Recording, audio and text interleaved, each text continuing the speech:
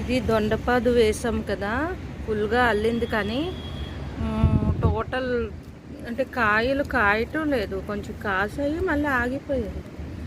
అందుకనిసే cut చేసిస్తా. ఇది cut చేసామనుకోండి మళ్ళీ ఫస్ట్ నుంచి వస్తుంది కదా చిగురు. ఓకే, కట్ చేసేద్దాం ఫ్రెండ్స్.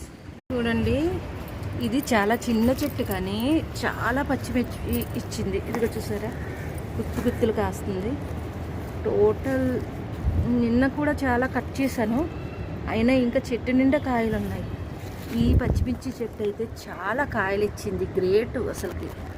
ఇన్ని కాయలు ఏ చెట్టు కూడా ఇవ్వదు, అన్ని చెట్లు ఇచ్చింది. ఉన్నది పట్టుగా ఉన్న చాలా కాయలు కాసాయి దీనికి.